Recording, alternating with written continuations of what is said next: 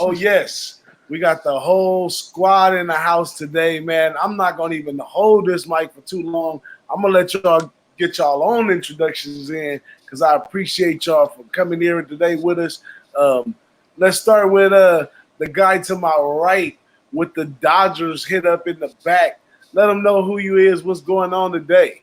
What's going on, everybody? This is Nolly, also known as Nolly Knows, and we're going to try to do what we do, man, break down some games and try to have some fun tonight hanging out with the boys. That's what's up. That's what's up. And y'all know the man just beneath me with the Lakers in the back. Y'all already know who that is, what time it is, why we here, doing what we doing and all that. But let them know what's happening, Wham. I appreciate the intro, DJ BigBoss. We on the Boss and the Sauce. We just hanging out. I'm hanging out with Nolly. It's Friday night. You know how they do it. You know, it's the weekend, TGIF. Let's get to doing it. Let's talk with the family. That's what's up right there. And y'all know my ace OG amigos, Boss, and the Sauce, who's right down there to my right. Let them know what's going on live from Florida. Let everybody know you all right first. And everything is good down here. We good, brother. We good. But I just want to give everybody a shout out to our new Brady Bunch. You know, we the mini Brady Bunch tonight, so we're gonna have fun and we're gonna kick these games. And you know, it's Friday night, like you say. We're gonna pull up a drink, have a good time, and talk sports, talk shopping, and break the SEC down. Now, before we go any further, if you don't subscribe to the channel, make sure you hit the subscribe, like, all that good stuff. We coming on every Friday right here on Who-Bangin Sports, but you know it's the Boss of the Sauce, Wham Talk. And we also bringing Nolly Knows to the team. You best believe it. But, you know, do what you got to do on that level. We're going to keep it fun, have a good time today. Please comment in the chat, and we're going to keep this party going, rocking and rolling. You know what I'm saying? But y'all ready to jump into some college football? Let's anybody let them know what's going on with your picks today, Nolly. How you looking? I think I'm just gonna have to skip me on that one. You take it under and it goes over in the first half. We're just not gonna discuss that, you know. Oh, okay. Just give me the L. Give me the L. We're gonna move on, man. Man, bro, I gotta cut you off. I was just gonna say, man, Nolly's he's speaking my language right now. I took 3 L's so far in college football this season so far, man. I'm on 0-3, bro. Not a great start. Some of the personal joints, you feel me, we cashed. We all was going to take Clemson first half, of Alabama first half, which it hasn't happened yet. But you know what I mean? We had those premeditated, so one of those cashed so far. But, man, I'm thinking about having to give out Alabama first half. Like, damn, I'm losing every damn game. Like, but it's all good, bro. You know, I'm with the family, you know. Hey, you know, it's always going to be peaks and valleys. And the one that always sticks with me 100% of the time is you can only go so far down before you come up. So, you know what I'm saying? It's a matter of seconds before you bounce back on the other side. You already know the biz, bro. That part. But how about you, the Big Ragoo? How you been doing today? Today, you know, I kind of laid low today. I didn't do a whole lot. I said I kind of liked the Army yesterday, you know, talking maybe full game first half. But, man, you talk about an under. Nolly, we should have been on that one, huh, pal? That was slept on it. No one's seen that coming. Man, it's crazy. But you know, with those games, you really never know. First time out, you know, the big thing about that game people were talking about, and I was a little hesitant, but I still liked Army. You know, you just never know. Like they said, they got a lot of time to prepare. It's not like it's a travel week, but even so, you know, Army and DJ and I talked about that last night. You know, we talked about it off camera, on camera. You know, even though you see that look that they present on the field with the option, it's still hard to defend. So whatever cocktail they mixed up down in Rice today to kind of slow that defense or the offense down, it's working so far. I didn't even see the final score. I seen it was like 7-7, like in the second half. What's the score of that game? Anybody know? I'm about to pull it up. I'm looking over on my phone right now. Yeah. And I was talking to Nolly about this not too long ago, Big Ragoo. But one thing that we didn't calculate in is that college football players really love the sport. They watch college football. You know, they eat, sleep, and drink football. So they watched all those games last night, and looks like the teams that showed up today were on a whole nother level. Like, nope, I'm not going down like that team. And I think this first group of games right here, we got a good push from some underdogs. That I don't know. It looked like Rutgers was in the lead not too long ago, huh? Yeah, right. Rutgers aren't they a favorite today? They were a favorite, I think. Yeah, they were big. Yeah, small. That's probably the only time they're going to be a favorite. But you talk about the underdogs like yesterday. Early in the year, and I think even Al Mack talked about this on Jimmy's show earlier. There's a lot of FBS matchups at week 1. For whatever the reason, they're doing it this way this year. But if you bet some FCS teams yesterday, I mean, like Robert Morris was getting like 48 points versus Buffalo.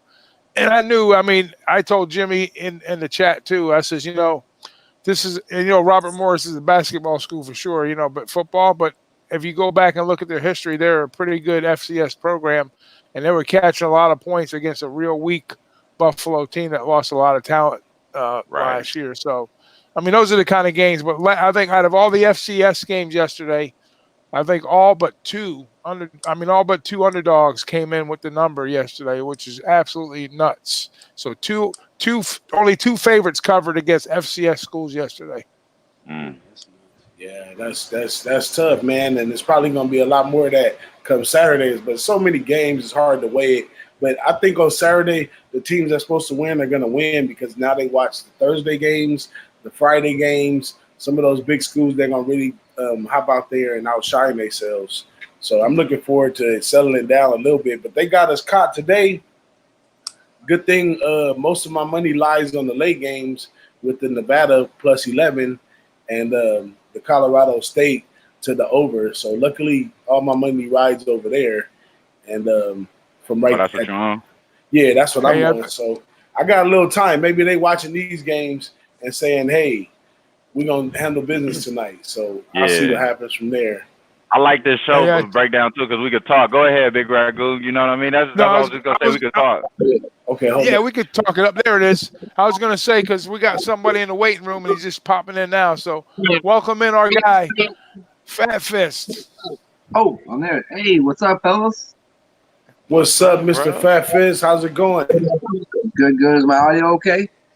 It's a little bubbly, but it's a little bubbly. Let me see if I can. You might want to turn your whatever device you're using, turn it the long way. You might get a better picture. All right, let me see. Okay, I'm on my phone right now. I tried to jump on my iPad. And can't hear you, brother. No, that didn't do it. Yeah, and sideways. You got any headphones? Yeah, you probably need some. You're getting feedback because you probably can hear us at the same time. I'm gonna mute it real quick. Headphones. All right. Yeah, speakers. All right, I'm gonna mute you for a second. I got it. Mr. FatFist. Oh, he in the building. What's up, bro? Nice to see you again, man. I know you can't hear us, bro. But yeah, that's what I was gonna say though, man. I like how the breakdown is. We could just talk. We could just come out, say what we want. This is a live show. You can say whatever you want in the chat. We're gonna respond to you live. We don't got no script right now. This is amazing. Big Ragoo, how did you come in and look at this Wake Forest game? I was thinking, Utah State, they was supposed to be, losing a lot of talent and all this stuff. A lot of those players were seniors last year, and they're coming out looking strong right now, 14-10 against Wake Forest, who was a favorite. They're at home. They're the season opener. So it looks like Utah State is coming to play yet again like they did last year. At least that's what it looks like so far. That's one of DJ's teams out there, right? Mountain West Utah State. Am I correct about that? Yeah, but I was off of Utah State. They had a decent run last year by accident in a soft schedule, but they playing a little down this year. I didn't expect much out of them. Yeah, the state of Utah ain't playing around this year. It looks like, huh? Look like they're out to kick some ass.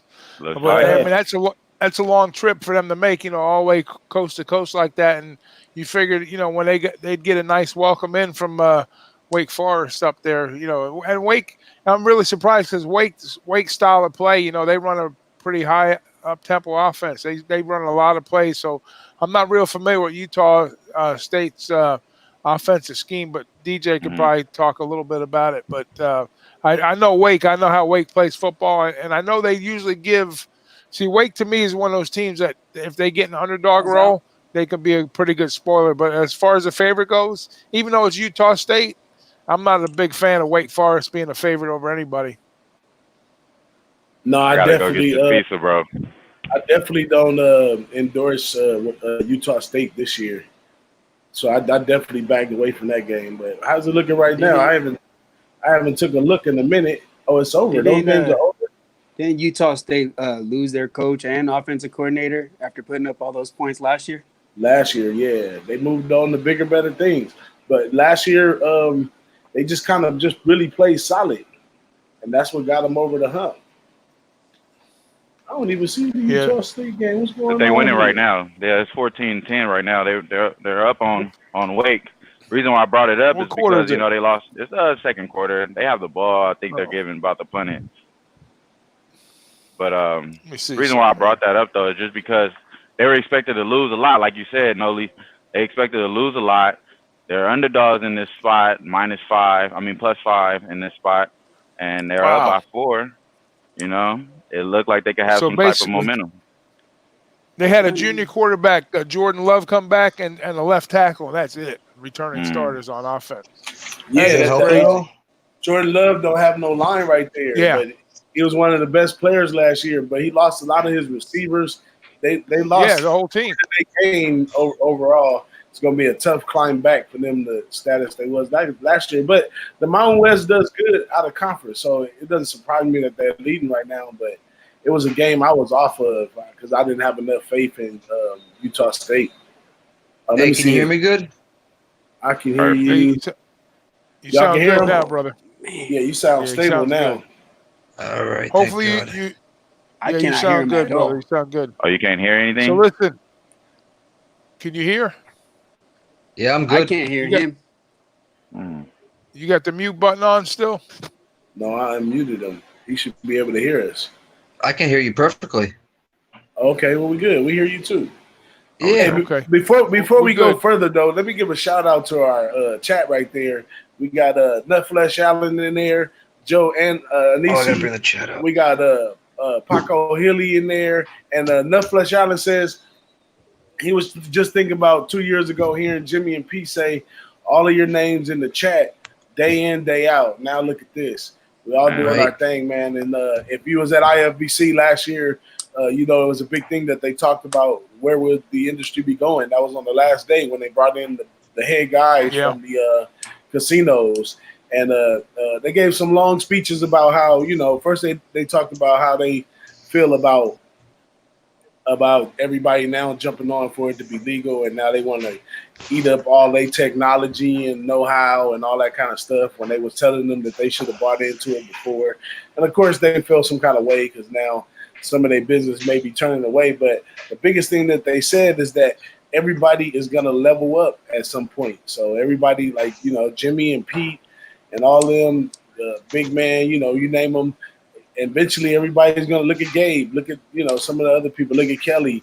Everybody's going to level up and people are going to take their place and keep it moving like that. So we just there's a lot of growth. Really evolving how we supposed to evolve, you know what I'm saying? And, I'm here to let you know that anybody out there want an opportunity, hop on every Friday right here with us. We got Mr. FatFist. He's not even a super college football guy, but my guy's really trying to put his brand out there with the MMA, him and the fight analyst. They got some amazing stuff going over there, some wonderful ideas. And, he's an official low bagger. He came out and hang with us, you know what I'm saying? So I had to invite him on today. Tell him a little bit about what you guys do over there, Mr. FatFist. Absolutely.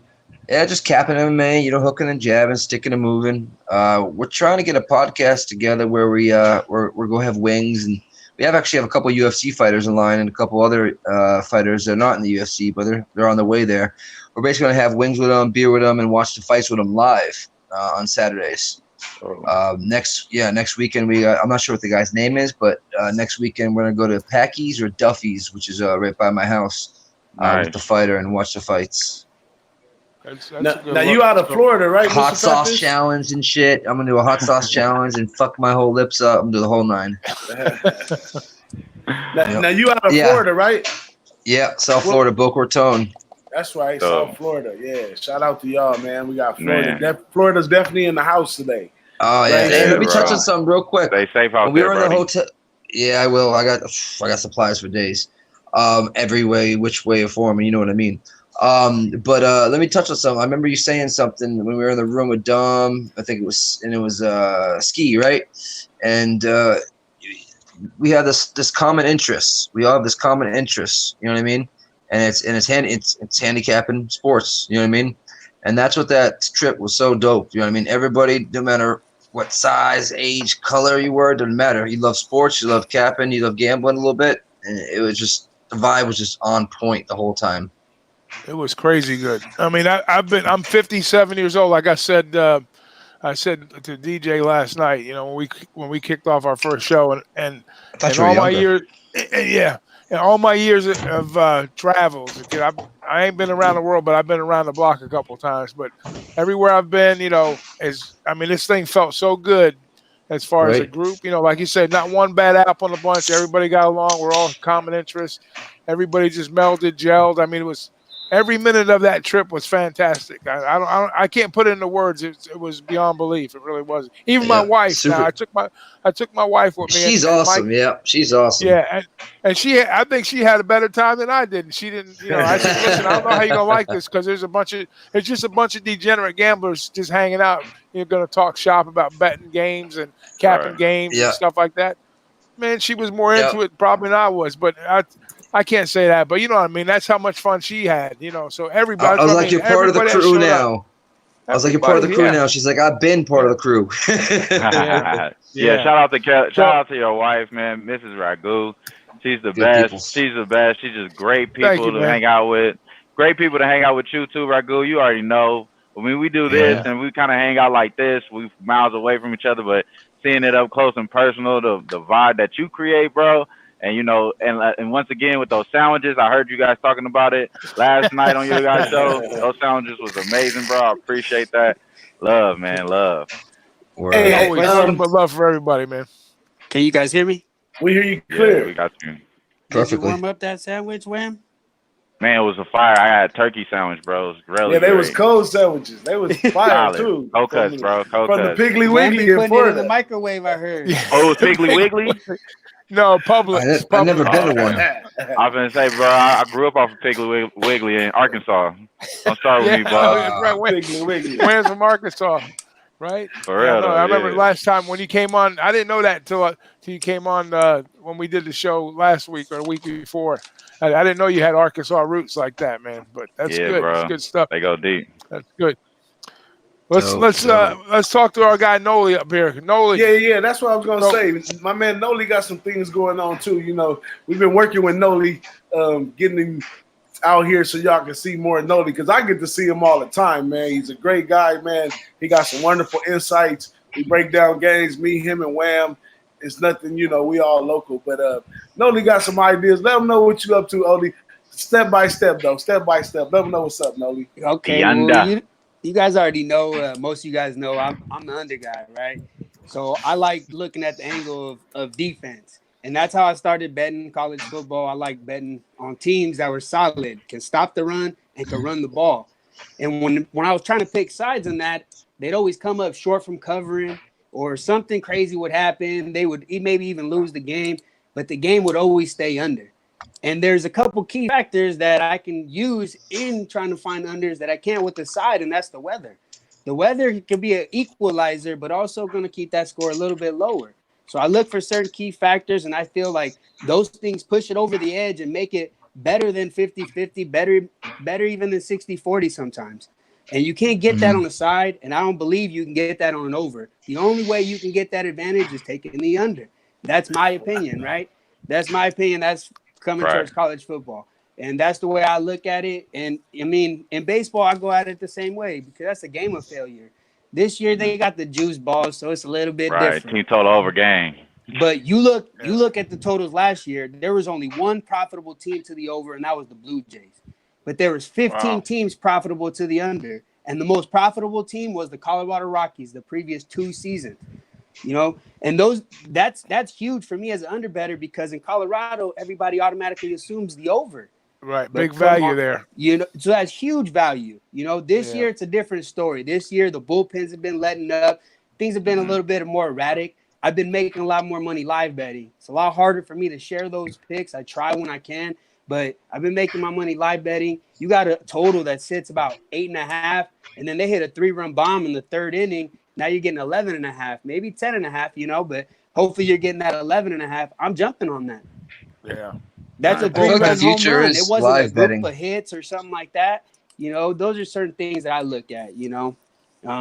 Again, I You always say can live bet MMA now. this You is know that, my right? strategy, right? Wow, Everybody. I never seen that line. I never seen a live MMA line. That's dope. Is it in between rounds?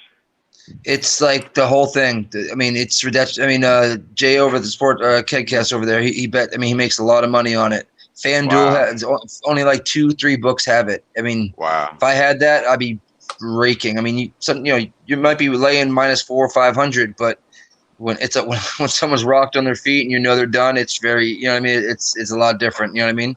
No, it's not most like definitely. a ball team coming back in a baseball game. You know what I mean. When the bullpen comes in, you know what I mean. It's a whole different story. And so you're saying there's only in New Jersey they do that? Yeah, FanDuel. He uses DraftKings, and I know for a fact that that's the one he uses the live betting for.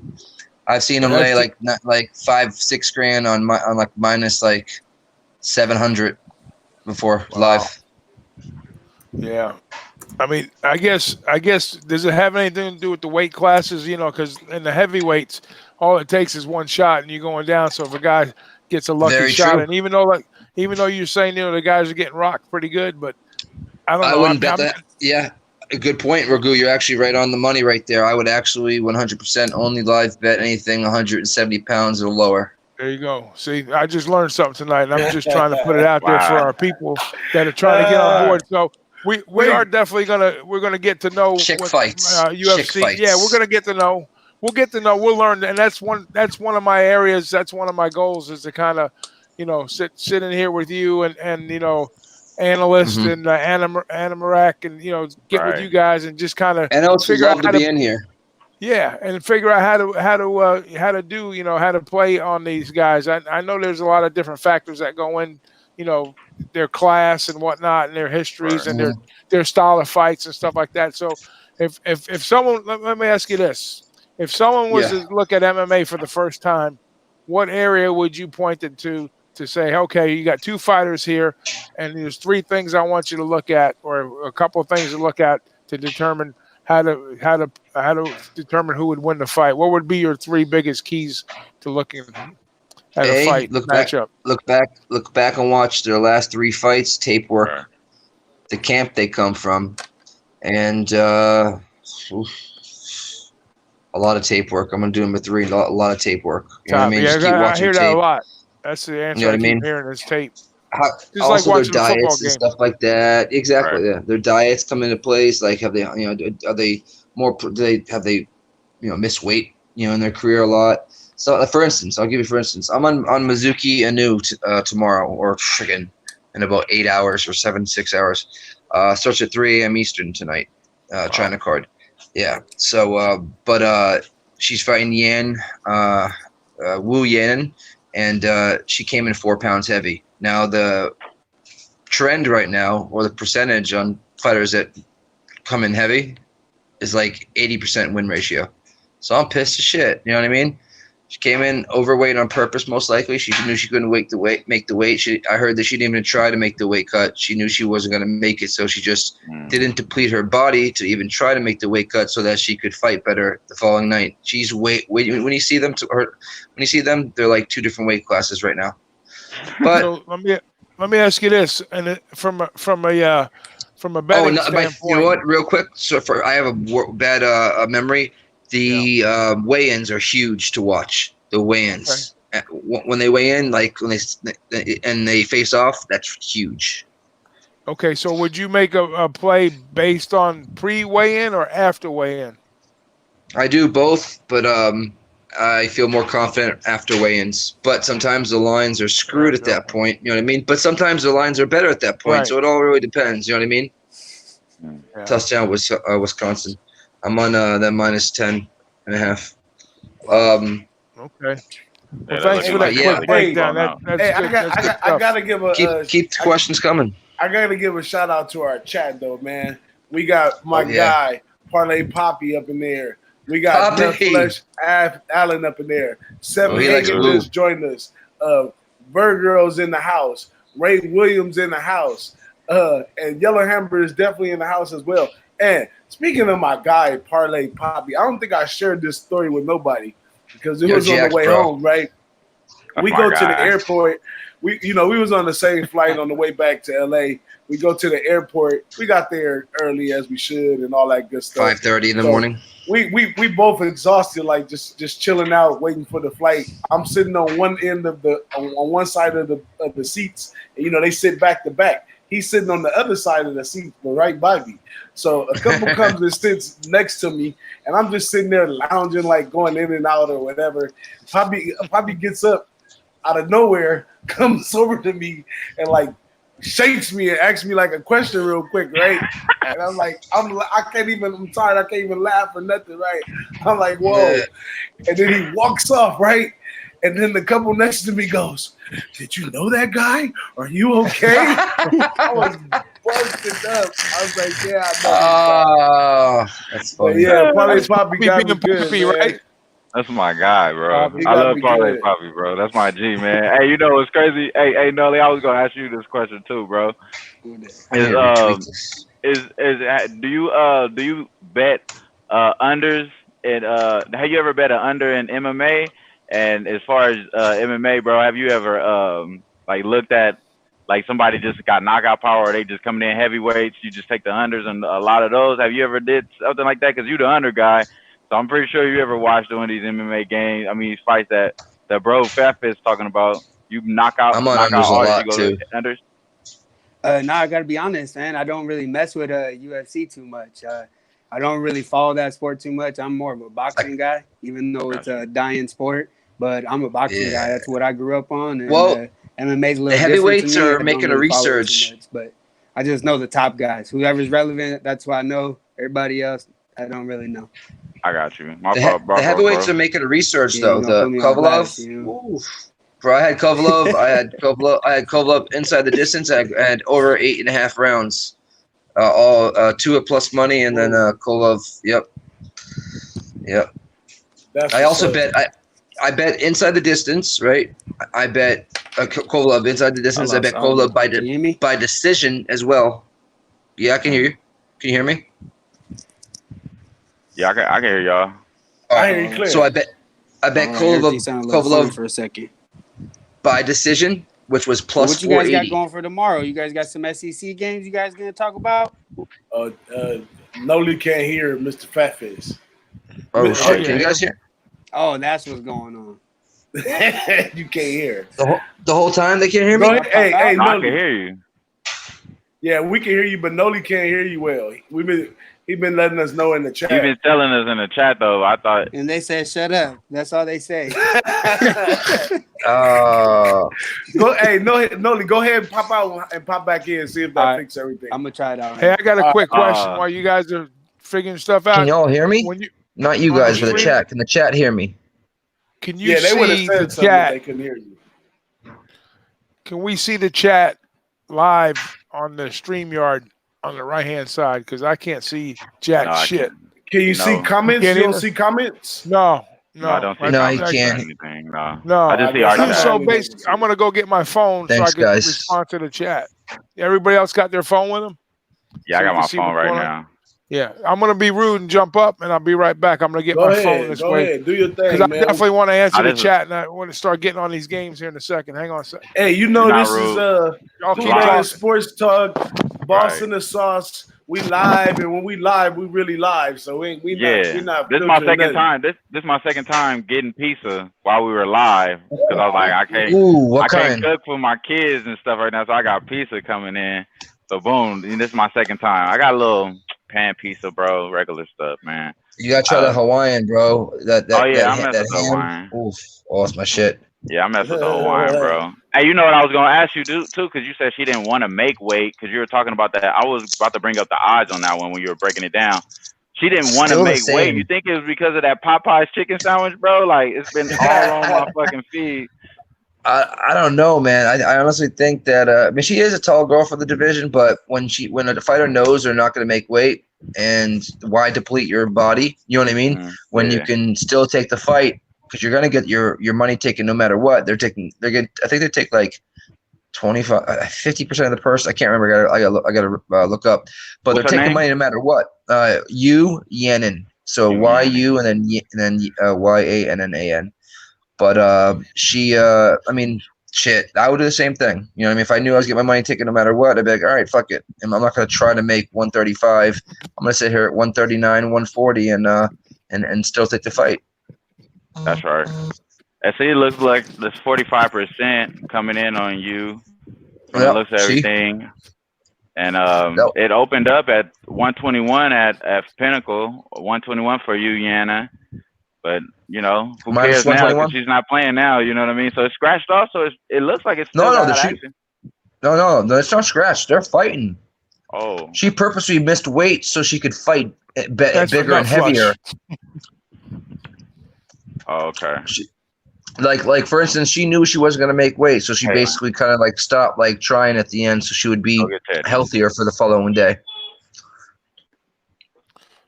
Hey, is Elio in the chat still? Elio, you out there? That's Elio EB. Is that Elio? Top set. EJB? Top set. No. Oh, yeah. Top set said he here. Yeah, I see him in the chat. Boy. Oh, shit. Got my man Joe Rich Ramirez in the house, too. Say he live bet the under 2.5 runs in the 7th inning in the Phillies game. What the Phillies game look like today? Give me some plays, guys. Yeah, I'm scared to touch any buttons on this friggin' machine. I might disconnect something, so I'm looking at my phone. I'm not looking at scores or nothing. So you pull up scores while you look. I don't know how the fuck Jimmy does all this. Really yeah, he's a talented man. He's a talented fucking man.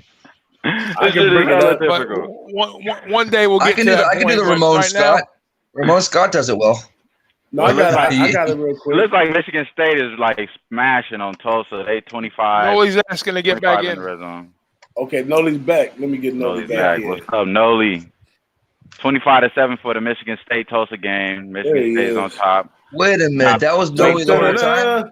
Yeah, that was Nolly. Can you guys hear me? Bro, I didn't even know that was. I didn't even know that was you, homie. You back A1 again. Can you hear Mr. FatFist? What up? Yeah, what's up? I can hear him this time, man. He got a voice. Come on now, Nolly, I didn't even know that was you when I came in. What's up, brother? It's a pleasure. This dude's fucking with me right now. He's moving out. No words are coming out. Oh fuck! All right, you can hear me good now, right? Yeah, I can hear you loud and clear, man. How's it going? Hooking and jabbing, sticking and fucking moving. Oh, nice. Getting ready to fucking beat this hurricane up. Ain't gonna beat me up.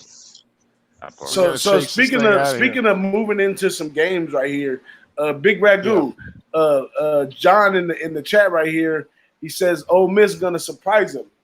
Let's go back to yesterday's pick. Your breakdown on Ole Miss. Yeah, let me grab my sheet. Hang on. Ole Miss. All right, we're gonna Ole Miss. Okay, Ole Miss and Memphis. All right, what we talked about. I like the over in that game. 65.5 points, a lot of points that you'll never. Now that's a perfect setup for Nolly because you know what? You're going to be winning that under for a long time before you get to 65 points, right, Nolly? That's the way I look at it. That's why I like unders too. But in this game, you got you got a team in the Ole Miss that's the #1 offense in the SEC and the absolute worst defense in the SEC. Okay, so that's a perfect mix for an over, right? From a one-sided standpoint, depending on who they're playing. Okay, that's the other thing. But they're going up against Memphis. Now Memphis, I believe, is yielding about 32 points a game, and they have a pretty good rushing attack. But Snell, who is their main guy, he's gone, and they get an Alabama transfer to come on board with them, I believe. No, I take that back. That was FAU. My bad. But I have a question when you're done. Yeah, but anyways, they got about 429 yards of offense against sorry Mississippi defense, and they got a pretty balanced attack, but mainly a run strong team. And and they got seven new assistants and 3 new coordinators. So there's going to be a lot of mixed looks on the defense. I'm thinking 2 defenses that are really bad is going to create a lot of points and opportunities for points. So I like the over 65.5. Now, what's our guy saying about Ole Miss on the side? He likes Ole Miss. Okay, that's a possibility. He said they has the number 1 offense. Yeah, he likes Ole Miss. I was they do mentioning that folks is on that one, but we had talked about that one yesterday. I got a question for my man Wham. I don't have a problem with that at all. Right. Oh, this one for you, Wham. So I'm looking at this Fresno State USC game. You took a look at that one yet? Oh, you already know I did, man. It's all everybody's big on USC, of course. Same thing what happened with UCLA, man. I don't feel like I fell into the trap. I just felt like DTR was supposed to do a lot more than what he was supposed to do last game. And I'm not even going to talk about that, bro, because we're going to leave the past in the past. We learned from that mistake. In this case, though, bro, with USC, man, I feel like, they have a better quarterback, depth chart this year. Last year, once DT Daniels went down, their team was not, prevalent to score like they were early in the year. I actually looked at this game. I'm really leaning over just because you know how Clay Hilton is at home. At home, USC has a real good towards the over. I'm thinking over in this game, bro. I think the line opened up. Over there at 64, if I remember correctly, bro. No, I got over 52.5 right here. 52.5, yeah. Let me see. I don't know what it opened up at. Let me go check and see what it opened up at. Let's look at this. Yeah, I'm pulling up right now. The reason I asked, and it's funny that you took the over because I'm on the same thing in that game, over 52.5.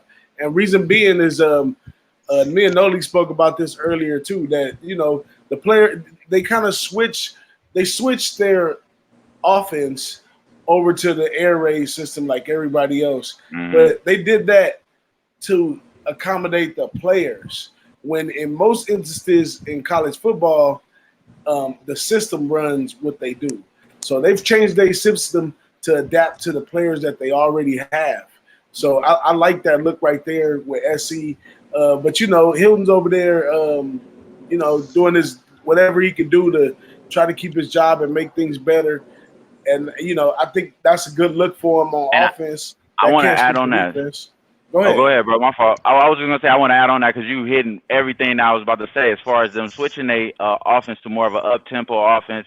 They run a lot faster on practices. I'm really in tune with what they do on practices. Last year they were doing some cupcake shit. This year it seems like they're moving a little bit more faster. They have a lot of depth in like a lot of positions, like at cornerback.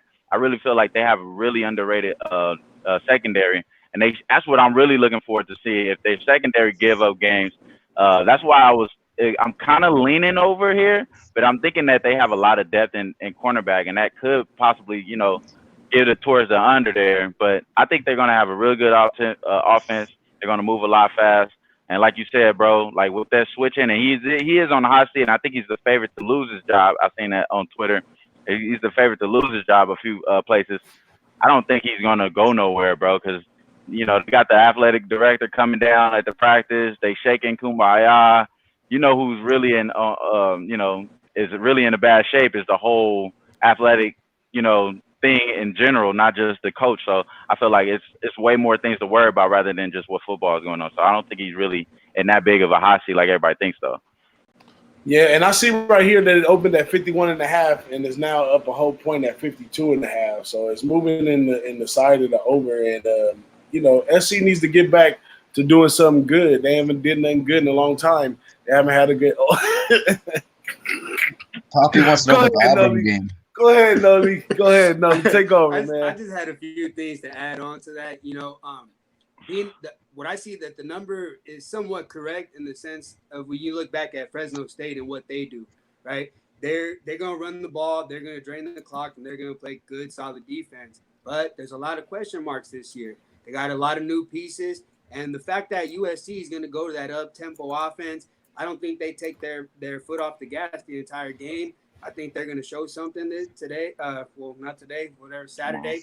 I expect them to cover. I expect it to go over. I do believe this number is a little short. I have to agree with you guys. Before we touch on that Auburn game that Poppy wants to touch on, the Colorado State and Colorado game, I want to put a little bit of Go ahead. change in there. I got some jibber jabber on that one too. Yeah. Go ahead, though, Mr. FatFist. Go ahead. Oh, I'm waiting for you. I mean, I heard a lot of people are on Colorado State, right? I really like Colorado State quarterback Colin Hill. Even looking at the tape, he looked good delivering the ball, putting the ball in spots where it need to be. He's coming to a solid wide receiver staff. He got a nice tight end to throw to. The only questions that they really have over there is the offensive line, which they had to rebuild. They tried to rebuild it last year. They had some people get injured. They have to redo it again this year. And this time they went and got a couple of JUCO players, which can be a hit and miss in college football. So, we're still suspect on the offensive line. But he got enough running backs, got enough wide receivers to try to move the ball around. And I expect them to score frequently over there on offense. But the defense over there only has a defensive line, which Coach Bobo's been a defensive guy for a while. Defensive line is one of his spots. And he got another great group. And I don't think that Colorado's offensive line can handle Colorado State's defensive line. And that's where the clash is going to come right there. But do you like that 12-point spread? I'm off the side. I'm looking at the total, and I like the over. I think both teams have some holes in the defense, and I think that the offenses are a little more pressed better than the defenses on both sides. So I got to ride with the over. And at 57, I'm looking at 60. Like we spoke about on the show this morning, it opened up around like 61 or something like that, and it's all the way down to like I think 55 or 56 some places. So it's just when I first seen it, before I even seen the number, I seen 60 points already. So I'm on the over 57 in that one. That's for my people out there in the chat, Nutflush Allen, and all y'all that asked about that. But y'all can continue talking about that. But just get equipped next that my man Parlay Poppy has a question on the Auburn game. But let's finish up the Colorado State game. Anybody got anything on that? Not too much for me. Not too much for me. Go ahead, Big Ragoo. My fault. No, go. Shoot. I got a comment to make after you guys talk about Colorado. Is the points on Colorado State worth taking plus 12? I don't see enough. Plus 12 will probably be the better way to go. I don't see enough out of Colorado to cover. But the history of the battle right here, because this is the mountain whatever. The history Rocky Mountain Showdown. That's what it is. The history of the battle right here. Colorado kind of dominates the battle. They usually beat them by a lot. Only 2 years ago, it was a close game. So the odds are laying on the side of, if you look at it school-wise, Colorado's the bigger school football-wise and everything. Colorado State's just kind of hanging in there. So I wouldn't play around with the side because of that. But definitely a total. And like I said, that I'm on the over. A lot of people on the under. Nolly, what you think about the total in that one? Interesting. What I'm seeing in the chat right here, they're talking the team total over, and I think that's a good angle for Colorado. Right. I'm agreeing with the total going over. I see Colorado winning this game. Like you said, they dominate this. They dominate this rivalry. Colorado is the better team. They have the better players.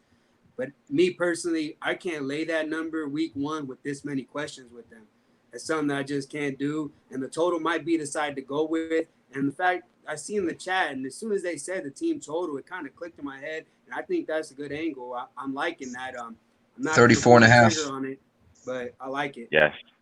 I seen that as well. 34.5. Now I was going to ask Boss, what about Colorado State defense? I don't think they're going to be able to stop Laviska and Chenault. We seen what happened last year with Colorado. Laviska and Chenault goes down. He's like somebody else we were talking about earlier. Once he goes down, the team is just can't really score and they can't really perform. But he's playing this game, so it looks like he's going to be, ready back for his junior year, ready probably, put on an NFL campaign. And, this could be a good chance to take that team total over like you guys are saying. That sounds like a super sharp play right there. Yeah, they give up like 37 points a game average last year to Colorado State. So, yeah, I'm not denying at all that Colorado State and Colorado both defense is frail. they got a lot of openings on there. That's why I figure they move the ball around a little. But I have yet to see with my own eyes any of these college games that they really take off at the beginning. All of these college games been kind of slow. Besides, Clemson scoring on the first outing, but other than that, it's been kind of back and forth, kind of tough. But eventually, like I said, they're watching these games and all that. This game right here may open up some, and I'm looking at the over on that one. They give up. They're like they're at the bottom of the FBS in rushing, though. They're like 124th, Colorado State. So they got to depend heavily on their pass, it looks like, to put points on the board. And they've been averaging like 20, 22, 23 points a game last year's look. Show the Purdue game. So maybe the team total over is good on the other side. Maybe the sharper side. I don't know. 20 and a half? It's a big number, though. No. What'd you say Colorado was 34 and a half points? Yeah, they're 34 and a half. So, that makes sense, just from the outside looking in. Yeah. Hey, speaking of brother, right? We're talking about this game here is like big brother beating up on little brother. Same thing with our boy Helton, the coach USC guy. His brother Tyson went to coach Western Kentucky. Now he used to be his assistant, right? Wasn't he offensive coordinator for Clay a couple years back? Then he went to I think he did a year. I want to say maybe Cincinnati or Tennessee. It seems like a lot of guys from USC go to Tennessee, like Kiffin, and I don't know, maybe that's a route. Right. But anyways, his brother went to Western Kentucky, and they got a mud hole stomped in their ass by Central Arkansas. Yeah. FCS. Remember I was telling you about the FCS angles? Yeah. Winning, not winning, but covering. But they won that game. They were like a 10, 12-point underdog. And they beat Western Kentucky pretty bad yesterday. So that's another Helton, okay? So maybe Clay can reunite with his brother somewhere in Western Kentucky. He could become his offensive coordinator one day. Well, yeah, they already fired, I think, one of his wife's, their best date night couple husband, like the husband of the date night couple that they always go out last year. They have to get rid of him because he's on a hot seat, you know what I mean? That's why he's the favorite to lose his job, but I don't think it's that big of a deal because he got so much other stuff with USC. But that's a whole another thing. But maybe he got some really good talent this year. He could level up. If you win at one of these big schools, Ragoo, they gonna clout you out. Yeah, and I mean that's how these guys make a name for themselves. Like they start out like you got the guy that Kleinman that was at North Dakota State. Now he's in the what school is he at now? They were talking about that the other day. Anyways, he's like 4 out of 5 years they won the national championship at FBS. Now he's I think he's at Kansas State. That's where he's at. Chris Kleinman. So that's a program that's in rebuild too. The whole state of Kansas has got some issues in football right now, but that's how these guys start out though. They make a name for themselves in smaller schools and move up, and then you got the guys that kind of regress the other way. And they go back down to the smaller schools, like McElwain's at Central Michigan now. He's bounced around in the SEC a little bit now. He's over there. And then same thing with what's his name, Frank Zolik. When he was in Nebraska, he's at Ohio U, and he's been there for a long time, and he's had great success there. So, they kind of find their niche after they kind of get bounced around a little bit. And then some of them wind up being, coordinators, like Rich Rodriguez. Right. He's now the offensive coordinator down at Mississippi, so that's why Mississippi's got a lot of points because when he was at West Virginia, not so much at Arizona. He put a lot of points up on the board at West Virginia when he was there. So it's just a matter of finding the right piece, where you're going to fit in. Right. I mean, I was going to ask you as well, Ragoo. I know we did the Bowling Green preview. And we were talking about somebody going down to the G League. Then he go down to the G League to Bowling Green. Did pretty well first game. He did pretty well this first game. How did you look at that one? Did you have any action on that game? No, I was off of that game, unfortunately. I remember we talked about that too, but no, I had nothing going with the Bowling Green side. Me neither. But I was like, damn. I was like, damn. No, when you look at that angle after the game was over, says you know what it is because you kind of not that you put blinders on that you focus in on other things, but if you don't keep notes mentally on everything that you talk about, it's kind of hard to do. And you got 130 schools, and that's why when I tell people when they start looking at college football, you gotta zero in on like one or two conferences, because if you get spread all over the place, you know, you kind of Must be miss too hard, right? yeah, you miss opportunities. So, but anyways, that's my look on, you know, coaches moving around, you know, up and down, you know, from big schools to small schools and vice versa. My guy Nolly gave out a play in the chat earlier. What was that play, Nolly? Oh, I took a live Wisconsin under 52.5. Yeah. Basically getting 24.5 in the second half. I Oh, took yeah, it you looking nice. before they scored their last touchdown, hoping that they wouldn't, to try The to get a last little bit one. better value after second half. I figured I was going to get 24.5 anyway on the second half line, and that's what it was. So it was no harm, no foul when I took it. But now it's got to work. Now we'll see. I don't see South Florida scoring any points. Wow.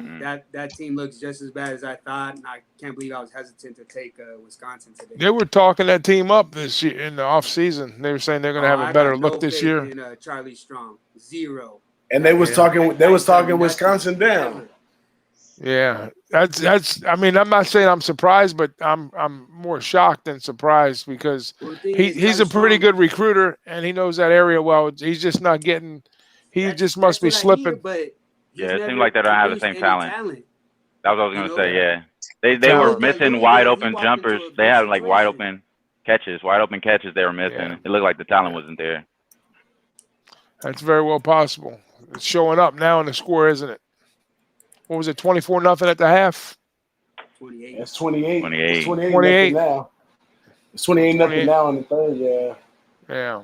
That was a good one, but they said Wisconsin was going to play down. I was like, I didn't see how it was going to happen, but they did take their time in the first half. Took around to the second quarter for them to really get the wheels turning on that one. Wisconsin, all you got to do is, you know what you're going up against when you play them. They got those big O linemen. They're going to smash mouth the ball on the O line, and if you can stop them, you can win the game. If you can't, it's going to be a long day for you. Crazy point when you talk about those offensive linemen, they convert guys into offensive linemen. You see, last year they had a senior that graduated. When he came in there, he came in as a dual threat quarterback, ends up as a lineman. You know what I mean? Like, it's usually they go to receivers and quarterback, not linemen. They know what they're doing. Well, he was a bigger boy, but they know what they're doing. They constantly produce a good offensive line. They got the game right, and they run that ball. So I'm always focusing on Wisconsin. Good look for unders there. They love to run the ball. That's right up your alley. All the running teams are right up Nolly's alley. Appalachian State, Wisconsin. You name them, he got them. Right. But let's go over to this Auburn Oregon game. This is a big game right here. Probably the biggest game on the cards for the weekend. What y'all think?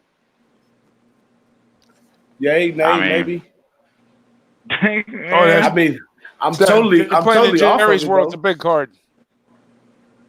Yeah, I'm totally off that game though. It's too close to comfort in the first game. I gotta say it's a big game for two different conferences. That's the biggest thing. That's the truth. Whether it's a big 1 and 2, maybe not, but these are two conferences that are battling, and whoever loses is going to be looked down upon pretty much. I would say it's a big thing for the Pac-12, not the SEC. But go ahead, Big Ragoo. No, go ahead. You go, Wham. I was just gonna say, like, because the Pac-12, they own shells, especially after the first 2 L's that they just took out of conference. So they own shells. And if you look at the SEC, they always got Alabama. They always got somebody. Even though we're talking about Alabama today, and they lost a linebacker, I believe, and he's probably gonna be out for the year or something like that. But or he's gonna be out, take some significant time or something like that. I didn't get to look at that, but. I mean, I feel you though, Nolly. You calling it right on though, bro. You calling it right on as far as like how it really doesn't really mean anything for the for it's gonna really affect both conferences, because like you said, it is gonna affect them, because Auburn is gonna be one of those teams that's supposed to be tough. If they lose to the Pac-12 team, it will affect the SEC. So, but it won't like hurt them. Like they still gonna be SEC though. Yeah, well, they don't expect that much out of Auburn anyway in the SBCC. I mean, they can be good at times, but everything in the SEC is about Alabama and Georgia right now, with Florida peeking in here and there. But I don't know. What was you gonna say, Big Ragoo? Go ahead.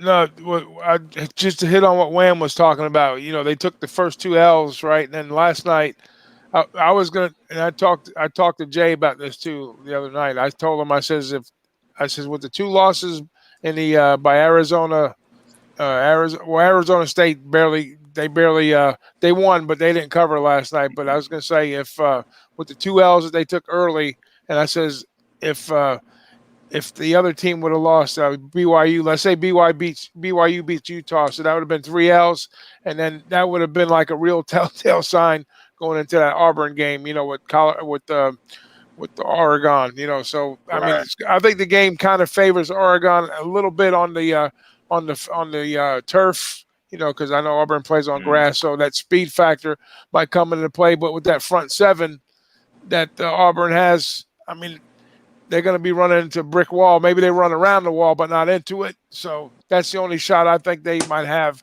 And I think Herb Bayer, he's a good quarterback, but I don't know if he's, all what they pump him up to be, But and Auburn's got a true freshman coming in. But the Malzahn's style of play with this kid that he's bringing in, it should favor that Auburn's offense a little bit. So I give Auburn a slight edge. We're going to talk about it on the show tomorrow too, but that's the look I'm getting right now is Auburn in a low game. I like the under in that game. I just want to know. Chat, 20 heads. That's what's up. I just want to know if that Oregon, say that one again, Big Ragoo. Oregon. Is that a part of your Italian side, your Brooklyn side, or your Florida side? Or I'm gone, or I'm going to be gone. I'm going to be here. I'm going to be gone. Oregon. Oh, that got to be your Italian side right there. It got to be the Italian side. That's a good look, man. I figure in this game, Oregon really does have a lot to prove, though. In the Pac-12, they talking about that's being all beer. Dang. I stocked up for the hurricane. And I got all cases on the day. As you said. Wow. Hey, he sent me a picture when he was in the grocery store. Yes, I did. Up. I said, "What is it going to be? Beer or water?" Beer. That's right. You got to choose which one is going to be more, productive in your life. And you can use beer. You can use the alcohol and beer to sanitize things and everything. I'm on beer too. Yeah, not that I was laughing at Jimmy, but Jimmy says, "Man, my body's hurting right now."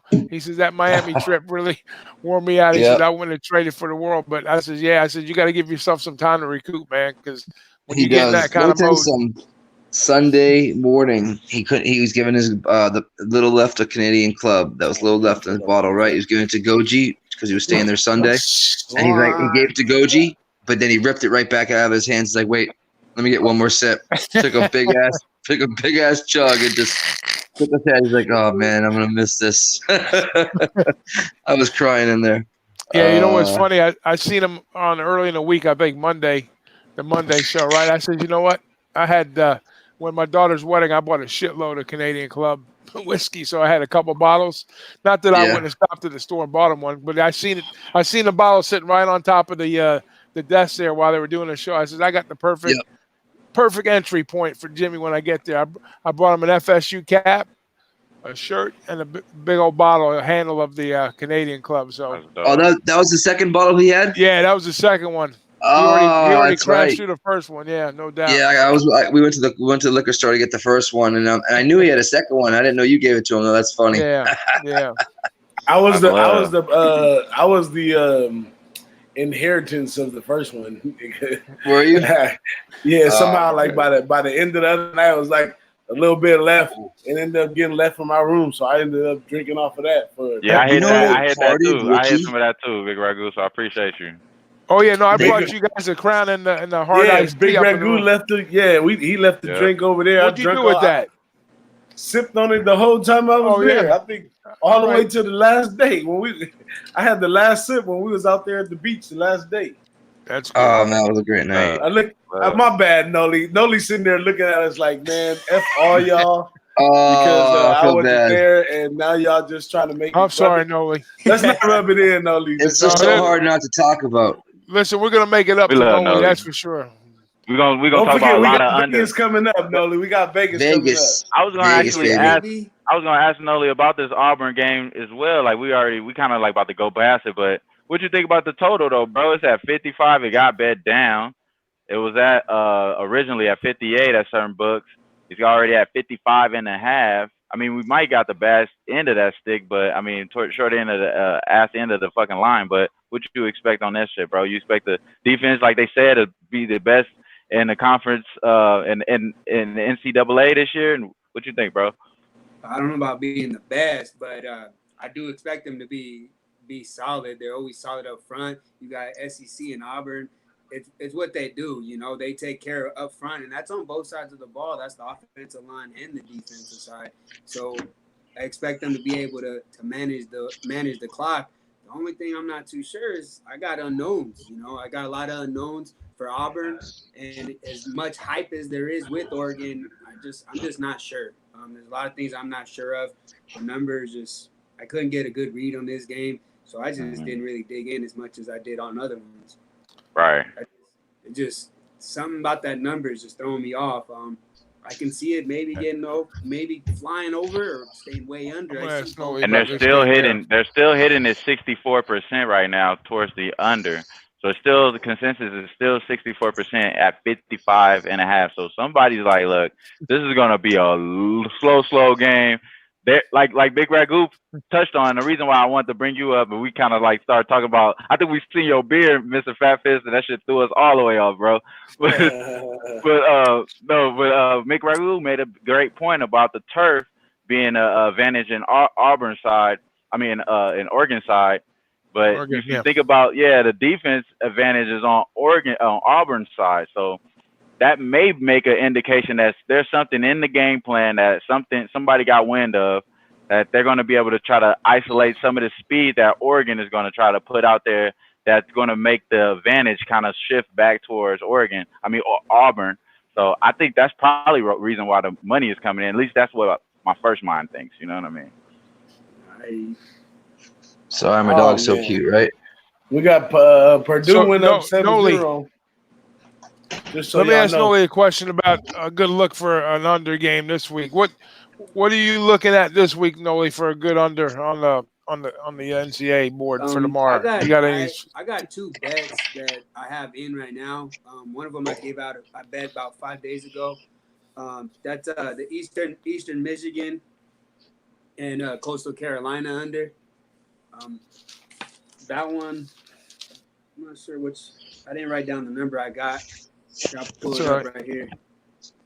But the other one that I actually just bet and I actually was looking to break down is SMU and Arkansas State. As boss, I talk to Big Boss a lot, and I'm big on the Sun Belt. That's a conference that I like to focus on. They're a solid conference. The bad thing about it is a revolving door at head coach. But in this game right here, there's some key factors that I felt, and I was able to hammer the under in this game. And if you want me to go ahead and take a look at that game. Yeah, absolutely. All right. So there's a few things that I'm looking at. So then the first off, we got the head coach for Arkansas State. That's Blake Anderson. He recently lost his wife to cancer about less than a few weeks ago, actually. And that's something that I wasn't too sure about how to cap and how these guys are going to react. Because if you remember with Popovich and the Spurs, they didn't react too well. That team didn't play well at all. But I'm hoping the fact that these are college kids and the coach has been real open with it. So he's allowing other people to be involved in the process, in the healing process. So I don't feel it'd be too much of a factor in this game. The things that I'm looking at is the offenses and the defenses, right? So it starts off in the offensive line. For SMU, they've got problems in the offensive line. And the big thing is that they're small. One of their biggest guys is 300 pounds. They got their center weighing 280. And he's going to be going against the guy, Forrest Morrill. He's 338 pounds, and he's probably their best guy on the defensive side for Arkansas State. The Arkansas State front line is the best thing probably in the last 6 years. It's been consistent, 30 sacks plus every single year, and that's a weak spot for SMU. But also on the other side, when you flip flop those, it's the same exact story. SMU's D line is strong, and Arkansas's offensive line is weak. So I'm expecting big things from the defense, big things from the defenses, and I'm when I'm seeing the line, I see that it's inflated based on the Texas transfer that SMU got. They're getting a graduate transfer, and they're expecting their offense to just start clicking. Mind you, they do have good receivers, but the guy didn't play there. What makes you think he's going to all of a sudden come in here and just plug and go? I don't think so. And the main reason that I don't think so is because the last thing on this Arkansas State defense, they've got, in their total defense, they've got 7 starters returning. But the factor that most people forget, they just want to say, oh, they got 7 or 8 returners. We don't need to look at that. We need to look at productivity returning. And that's what they have here. 8 out of their top 10 top tacklers are coming back. That's huge. That's huge for them. And the main thing is almost every DB is coming back. They got their main DB, 5'11", 204. He helps in the running game. The kid is solid, and I expect him to be able to shut down Shane Buechele from Texas. Texas transfer, yeah. You know, the last thing is the Arkansas offense, right? The Arkansas offense for the last few years are putting up 30-plus points. But they lost their longtime quarterback. Now they're going to go with the junior, Logan Bonner. And the guy's he's very inaccurate. I've seen him in a few times, and it's kind of just getting thrust in there. It almost feels like they don't have anybody else really ready. They do have some solid receivers that I feel will be able to gain some yardage in the short passing game, but not be able to expose them deep, not stretch the field out too much. So those are the things that I'm looking at. And another thing, the red zone. You look at Arkansas State, they were able to get into the red zone, but they were 39 out of 50 scores in the red zone. That's 78%. Only 18 teams were worse than them. That's horrible. And you're coming in with the new quarterback. They're going to have tough time scoring. Same thing for SMU. I'm seeing a defensive battle here. I'm really liking this under here. That's going to be going down Saturday. What's the total of that game? It's at 56.5. It opened up at 58. Now it's at 56.5. The market is looking like they agree with you, Nolly. I mean, that makes all the right sense after you break that down. It makes the right sense right there to me, bro. They throwing people out there. It's a lot of uncertainty, it sounds like. Sounds like they're, they really don't have the right adjustments on coming as far as returning, as far as offensive production. So it makes sense to me, bro. Yeah, it's something that Sonny Dykes over there at SMU, he likes to throw the ball around. He's stubborn with it. He likes that spread, and it's falling right into the trap of Arkansas State's defense. That's their power. So he's going to be able to equal each other out. That's my read on it. So we'll see what happens. Man, I learned so much from you guys. I'm fucking writing this shit down, basically. Man, hey, Mr. FatFist, I know you got some UFC plays that's coming on early in the morning. Let's see if we can get some parlay adders up in here, bro. I'm trying to add some of these plays that you coming out. Throw a couple of these unders with Nolly. Some of the plays with FatFist. See what you can do. Yeah. Just give me like 10 minutes. Just I'll do your thing, bro. Had a cougher. Yeah, that bone talk almost took you out. That was a journey, man. We watched you put that whole thing together. I was like, this is like the fast time to raise my high over here, brother. I thought I was being like sneaky and shit. Damn, yeah. No, you weren't sneaky, and you know what's funny? I got that today in my travels of getting all this shit. Yeah, it wasn't that sneaky, right?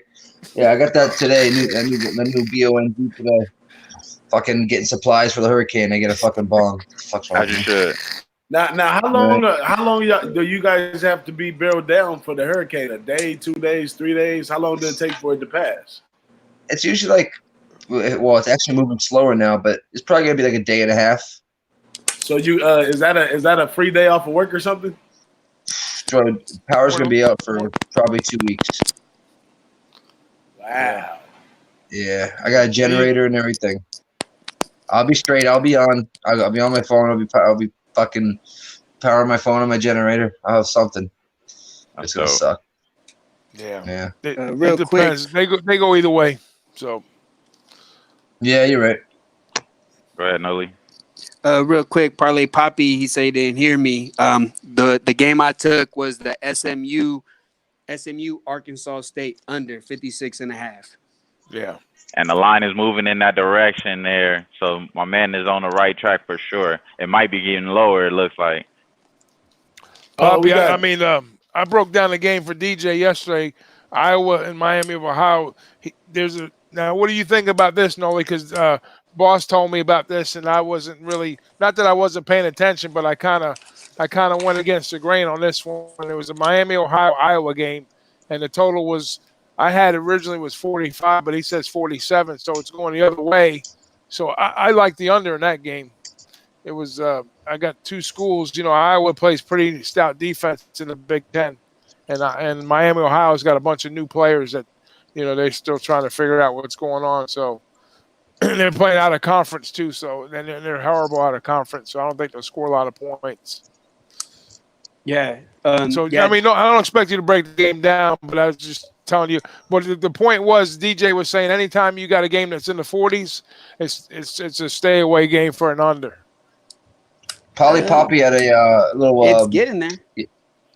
I like that Andrade and Zaleski parlay, by the way. I have Zaleski in another parlay, and I have Andrade winning the fight as well, straight up. So makes sense. Nice. John in the chat says over Miami, Ohio isn't that bad though. So I'm not gonna totally disagree, but at a conference they're not bad. They're horrible. They're like 2-19. They're 2-19 the last 3 years. Maybe in conference, that's a different look, John, when they're playing in conference, but out of conference, they get a mud hole stomped in their ass when they play. Yeah, I think they're outclassed right here with Iowa. Iowa's going to shut them down, damn near shut them out. The team that's good But at like out of conference I do agree with Buffalo. them in conference. Like some teams, as of late at least. But yeah, man, what you got going on next, boss? I mean, we doing the SEC breakdown. We talked about a few SEC teams so far. I mean, somebody watching this right now, replaying it back. We doing what we doing right now. We live and direct. You see my man hitting bongs. You see DJ BigBoss. He dipping off and on. We know what he doing, and and my man BigRagoo being professional. My man Nolly just turned his mic up. Let's turn up. That's what's up. I don't think we're gonna make it to pop it in there, Ram. Way to put everybody back on. I gotta track, drink brother. till 5 in the morning to watch these fights, guys. I don't think we're gonna make it to doing in the SEC today. I'm enjoying myself, just hanging out with my guys, connected from all over right here, having a good time. And we should have. I thought about bringing Parlay Poppy in when I was sending out the links. I figured Parlay Poppy be doing something way better than what we doing right now. But over there, 2nd Street or something. Yeah, but next week, Parlay Poppy, man, we gotta have you on here, man. Poppy, you're about 10 times more swole than me, but I appreciate you. The hush puppies right here. Oh man, yeah, he's one swole son of a bitch. I can tell you that much. That guy's the GOAT, bro. He dope, bro. He dope. He doing some legendary shit. 99.9% muscle. That's my guy, Parlay Poppy, man. Shout out to him. Maybe we get him out. We get him out for the Lowbacker event that's coming up soon. We watching the fight here at the end of the month. It's on the big screen. We're gonna have a good time. Maybe we get Parlay Poppy here. Parlay Poppy gonna be hanging out, man. But if all my people in the chat, I appreciate y'all there. Do us a favor, hit the subscribe, hit the like button, and keep coming back for more. We're gonna be doing this every Friday. We got my man Wham online for the NBA gonna be coming up. You'll see Ski in here for sure. Nolly knows, BigRagoo. We got Mr. FatFist now for our MMA and all that good stuff. And I'm still kicking all that I can. I'm getting my butt kicked right now in this Purdue game, though. It's 10-0. But Nevada got the ball. Let's make it happen for Nevada right now. But it's all good. What you getting, plus 11 and a half in that game? Plus 11, yeah. All right, that's your lucky number. Don't worry about it. Yeah, I ain't worried about it. I ain't worried about nothing. Don't sweat. But then also catch me and BigRagoo, the boss and the sauce, on the closing line tomorrow morning, early in the morning. If y'all can get up with us, I got a couple other games I capped. I'm gonna shoot out in that show. I got my pick of the week, which I also give out over there, but I'll give out over here too, and that's in this Kentucky game. I'm taking Kentucky minus the 12.5. Yeah. So let's keep it SEC for a minute. Not necessarily a matchup, but let's talk about a team here. The team that comes close every year to taking Bama out, but they can never get over the hump. Georgia? What about the Georgia Bulldogs? You guys got any kind of breakdowns? I got a few notes on them, but I want to get some opinions on what they think Georgia's going to do, if they're going to show up, if they're going to accomplish their goal. Do they have a shot to get at Bama this year, do you guys think? They say with this. DJ. One thing you got to know about SEC college football is they got a bunch of racket going on over there. They've been saying the same thing for like the last 4 or 5 years about Georgia being the team to beat Alabama, and it just ain't came together all the way. I mean, here we are talking about it again this year. I say it's more of a thing you got to show me before I can really speculate on it. But I haven't really took a look at Georgia at all. Been there, done that. Been there, done that. I don't mess around with Georgia. I don't really mess around with Alabama. The only interesting thing, and not to cut off your point, Big Ragoo, but we can touch on this later, but just in case I forget, we got to know from this group right here, especially this group right here, are we still on Alabama first half? That's what I was saying. I'm 0-3 right now in the year for college football. Maybe I gotta give out Alabama first half. We all know about that play. Maybe I just gotta reinforce the shit. You weren't on Clemson first half with your brother-in-law and I the other night? Of course. Oh, okay. So that's not that's a W, bro. It's a W. Well, right? No, I'm just talking about public plays. You know how it is. You know how it is, boss. You know how it is. Man, we out here live betting. I'm hitting this tennis live. I'm doing all type of shit. I'm never gonna go all the way out. But you know what I mean? But it just hurts though. You know how it is, Big Ragoo, when you send out something, it just hurts more. That's all it is. But when you put it out there for the people to look at it, and you're on the big screen, I hear you. Because you want to win everything you put out, but realistically, it ain't going to happen. But to start off 0-3, I feel you, brother. I feel you. Right? Yeah. I mean, everybody know I'm a winner. I win everything SBR give out and shit. You're the champ, bro. Listen, when they have an SBR event, they already got your name on half the shit they're giving away anyway. So. Right? For real. So it's automatic. We know. That was a fixed event. Dang. It's either you or Gogi, right? For real. Hey, Gogi's he's a go-to, man. We got to get him on too, man. It's gonna be live this Friday night scenario, man. It's gonna be one of those nights we gonna pull up a drink, shoot this shit, man. So this is what we do. We having fun. We family. We just trying to connect it together. What'd you say, bro? We still have another game to go, right? I think it's a delay in that Colorado State game right now. It is. That's why it's still 0-0, because I was over here about to get worried. I think Parlay probably said it was supposed to pop off in 5 minutes, I believe, though. Yeah, so I noticed a lot of delays now in football, huh? Yeah, man. What is it, lightning? Going on. We're staying live for a while, right? Yeah, we live. But I mean, as far as your question, Big Ragoo, I'm sorry for stopping you. And you said something about Georgia. You said something about Georgia. I know we talked about the first half about Alabama. We had to get, I think that's the play. But as far as Georgia, they don't have really a easy schedule. They got to play Auburn at home. They got to play Florida at home. I think Florida's going to have a pretty good year this year, even though they didn't cover for us. That's one of those 0-3s that I had. You know what I mean? They didn't cover for us, but I think they're going to have the same side. Yeah, but as far as that, I think that's Colorado. I mean, or Georgia. I mean, everybody's so big on Jake Fromm. I haven't really seen too much out of him eye test wise. Besides the points, you can see it in the numbers, but the eye test doesn't show me that he's an elite player as much as everybody keep pulling him out of his mouth. So out of their mouths at least. But I mean, I think that's gonna be my next play though. Big Ragoo, first half Alabama, man. You got to go to the well, man. Go to the well. I mean, you're gonna see a lot of Clemson's and Alabama first halves, but last year the books, they couldn't put enough points on Bama to cover them things. I mean, actually, normally you're looking at if they're like a 34-point favorite, you say, okay, well, the first half line is going to be maybe 17 or 18 or 19. Hell, they was making them 24, 22, 27, 26 in a 34-point game. I mean, that's how bad they were getting hit. Right. It's crazy, but. Hey. The books, that's their job. They got to get out there. They got to adjust. They're going to, once something gets hot like that, that's why, like when Al came on today on Jimmy's show, he was talking about, when these numbers come up, especially these small schools, the betting angles on those guys, there's circled games, there's a limit you can play on them. Not that we're going to go and bet thousands of dollars or, a big gambler. They're going to get off on those games overnight when the lines come out. They ain't going to walk down to the sports book and try to bet, on the game, because by that time all the value is gone.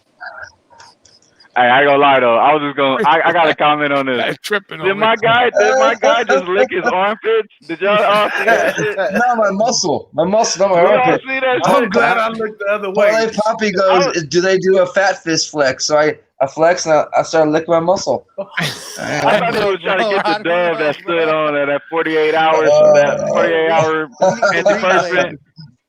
Coco's like, what the fuck is fat doing? Oh, geez. I just seen like the Just getting worst started. fake punt ever by South Florida right now. Oh man, right? Not even close. Charlie Strong, bro. Worst fake punt, and then the worst part about it, the punter gets lit up. He got lit up. I feel bad for the guy, man. They sacrificed that young man. Right? They just threw him out there, man. Like, come he ain't on. been hitting 100 games.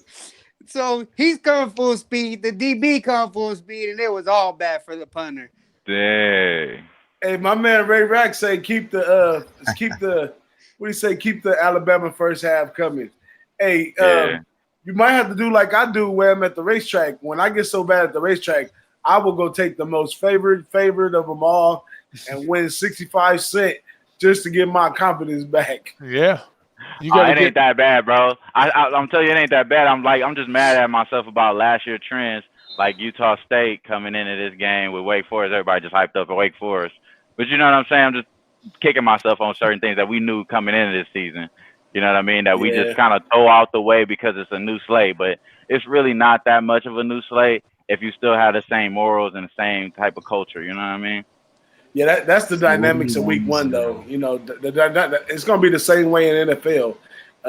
You lean a certain way and it might hit you, or but you get past that, man. Once we get some real lines going, get some real stats coming in, you can change up the whole game. Ain't no big deal. We already know peaks and valleys is nothing. It's not about winning and losing, really. A lot of times it's about keep playing. You keep playing, you'll be all right. But that was funny though. My man was doing the Hulk Hogan out there. I didn't know he was doing the Hulk Hogan. I thought he was trying to I just seen a Lion King with my kids and stuff. The part when the lions was trying to clean their kids. I thought he was trying to clean himself. Oh shit! You got me. Hey, what's this? Parlay Poppy says Big Ragoo almost won the Team A Mega Show. Mega. Show the man with some respect. Talk about the pick six. Yeah. Yeah, you gotta be talking about that one pick pick away. Man. Great picture. I see you in that picture too, FatFist. The picture that they took. Oh my god, that's a great picture, bro. I'm so upset that was the day after I left, bro. I was like, damn, I could have just been way at the end, my tall ass. You know what I mean? I wasn't in that picture. I'm gonna tell you why. One? Did you talk about when you guys were out on the rail at the track? Yeah, I wasn't on either. Yeah.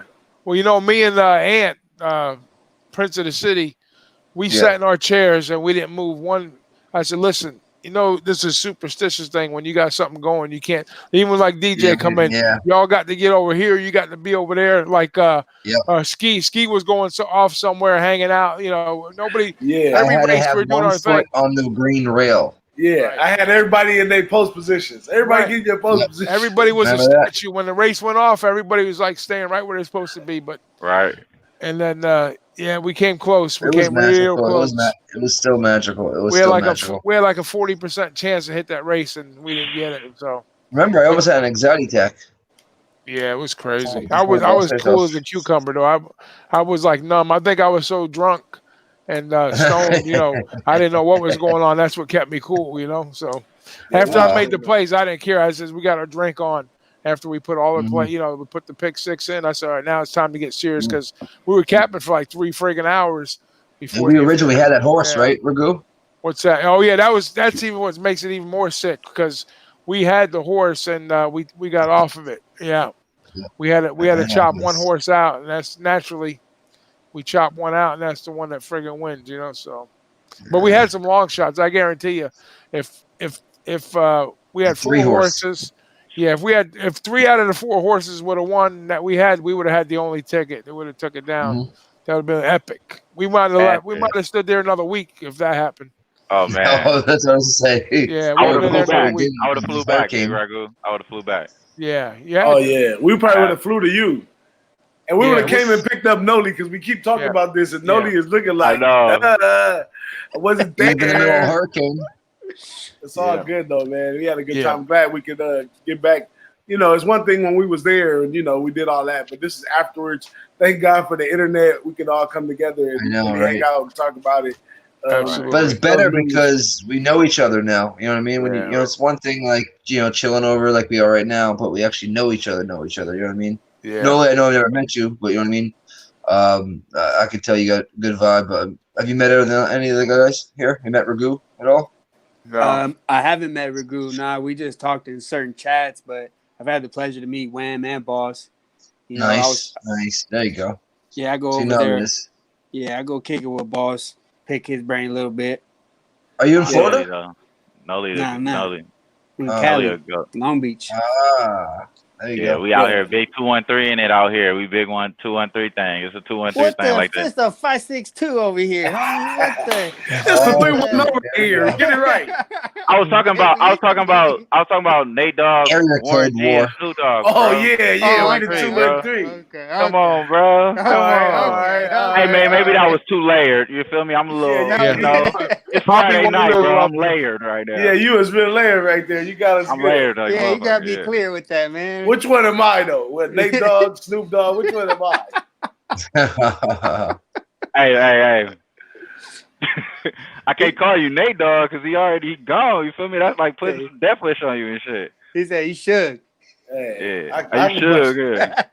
I'm sure. You guys remember the group Nappy Roots? Yeah, I remember. Hey, I'm Nappy definitely Roots. Warren G. I definitely be Warren G. You are Warren G. Low key, I'm chill. I'm laid back. You know, hey, Nolly got to be Snoop though now. Okay. There it is. Nolly Snoop. You Nate Dogg, bro. Fuck it. I'll take Nate Dogg. That was my guy. I'll never forget Nate Dogg knocked that dude with the golf club at the party. Yeah, that shit was crazy. That was like one of the first viral movies. Like that was one of the viral videos back in the day, bro. Now that these rappers took the golf club out. The golf club in front of the bench and they wax them like wow. I bet that sounded good.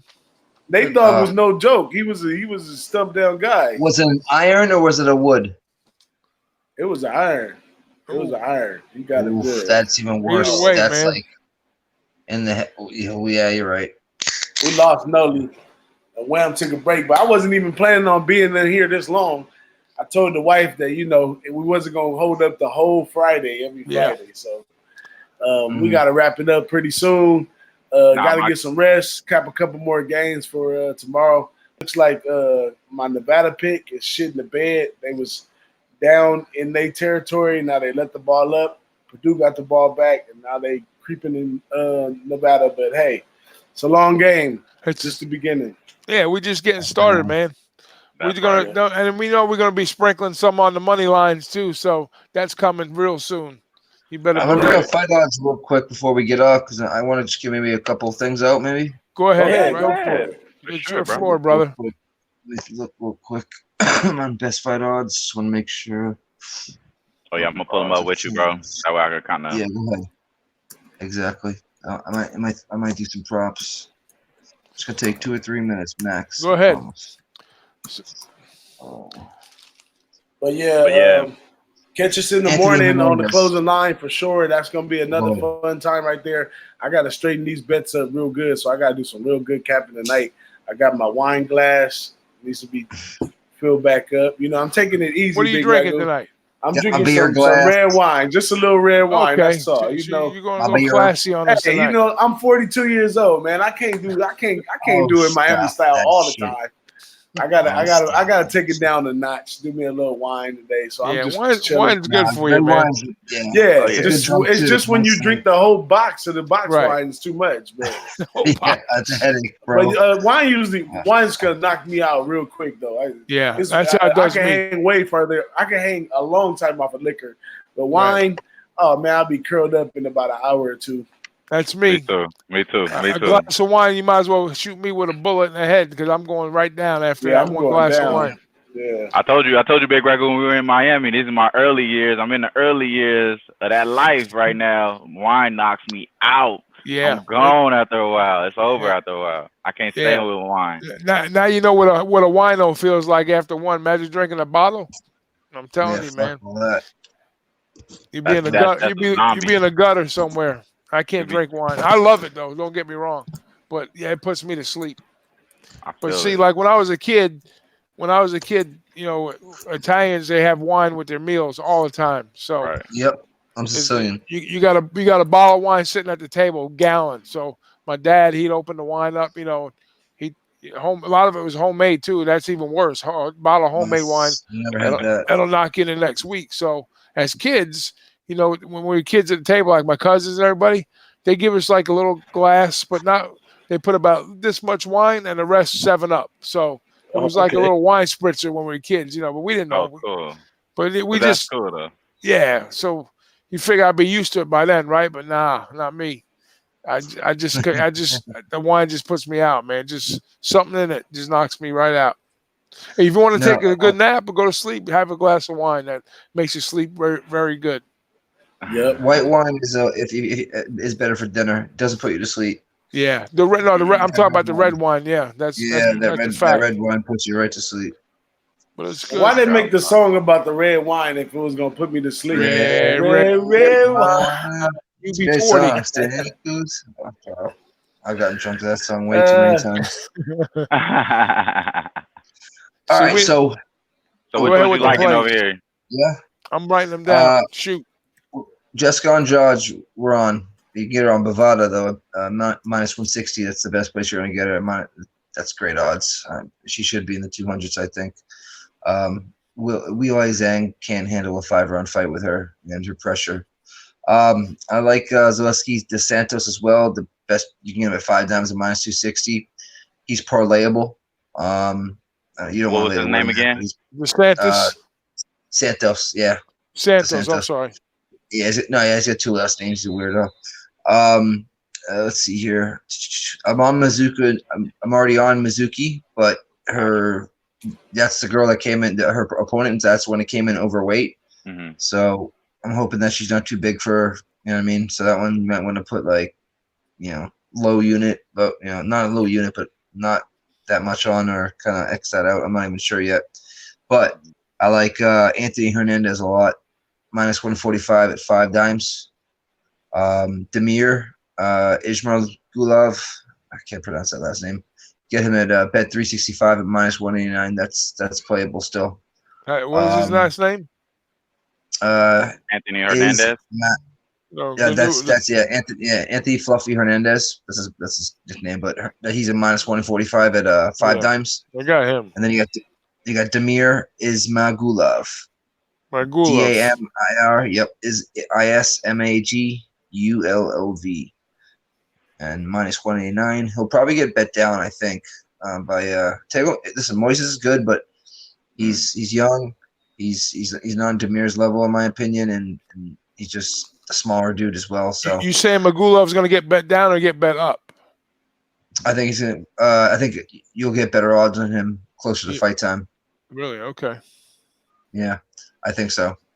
Okay. I have a parlay already with Andre Sukumtoth and Zaleski Santos. He can get him at minus 147 to Sportsnet. He can bet him straight. The guy he's fighting is, you know, he's tough, but Andre, if he just uses wrestling, it should be a walk in the park. It's just, is this fight IQ bullshit. That's what's been costing me sometimes.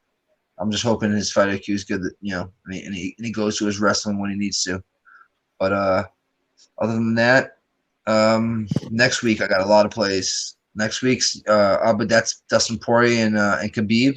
Oh boy, that's a big fight, guys. There's a lot of fights. Where they fight next week? Abu Dhabi. Abu Dhabi over in Dubai,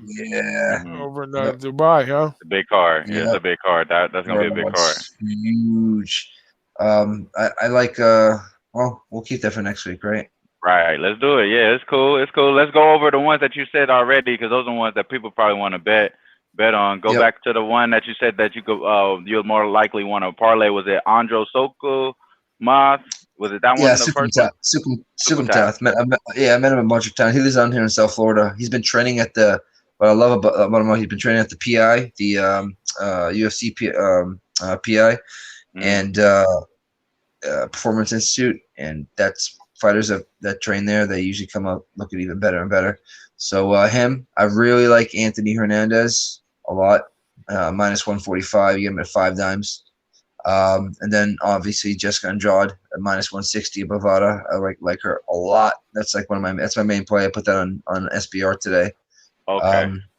Along with Mizuki Inu, but I did not know that her opponent missed weight. And the way she missed weight, she purposely missed weight because she knew she wasn't going to make weight, which means she's not going to be depleted. She was smart about it. You know what I mean? You offer that one? I wouldn't give it out, but I'll probably regret it. You know what I mean? Okay. We'll go with those top 3. I love that insight. You know what I'm saying? And then Demir Ismagulov. And I want to put an asterisk there. Wait till closer to get fight time, and I think you'll get better odds. It's going to be 3 in the morning. My eyelids are going to be shut. Oh, shit, that's right. Yeah, it's going to be 3 in the morning, so you're going to get the 8 a.m. one. We're going to make the parlay for. We're going to make the parlay before we go to bed. Yeah. It's a tough card. Just to let you know, it's this is not a regular. I mean, most of these people are debuting. A lot of these Asian fighters are debuting, so it's when you want to keep don't put a lot on it. You know what I mean? Yeah. Don't take too much money in your put pocket. A quarter unit and a 30 unit. Yeah, exactly, like exactly. Hopefully, wake up in the morning and see a few more Funyuns in the account. Yeah, don't parlay and then waste it all on college football. Don't parlay everything. That's one thing with MMA. Don't parlay everything. Yeah, for sure. Gotcha. That's all right, man. That's life. DJ, you gonna take us home? Yeah, let's go on and wrap it up, man. Once again, we got Mr. FatFist in the house. We appreciate you for coming on here. And as always, we got my bro Whammo G in the house, and we appreciate him coming on here. And the boss and the sauce is definitely in the house. I think we just getting to be in a household name, Ragoo. Like we don't even have to speak about it no more. But we in the house, man. We working on it, man. We thank everybody in the chat for showing up, man. Y'all know who you are. We got a few new subscribers. Shout out to them for subscribing. Shout out to Paco Healy, John, Parlay Poppy, Yellowhammer, everybody that showed some love today, man. We really appreciate it. Coco Bongo, yeah. Right. And we're gonna be right back at it next week, same time, same place. Stay tuned. Any last words from any of you guys for the folks? No, just keep up the good work, man. FatFist, keep your content coming, brother. It's going to get better and better as we go on. Not that it's bad, it's good, but we're all going to get better. DJ and myself and Wham. We're all old hat trying a new trick here, but we're just trying to put a little different spin. So as the industry grows, there's going to be need for more and more content, and we're going to put it out there. Absolutely. All right, guys, I'm out. So we'll see you at the window, and we'll see you in the morning, big guy. See y'all at the window. Always a pleasure. Close the line, 7:30. 7:30. Peace out, everybody. Don't forget to drink a lot of alcohol and go to a strip club. All right. Stay safe in that hurricane, man. Yeah. Oh, I will. As you can see. Hey.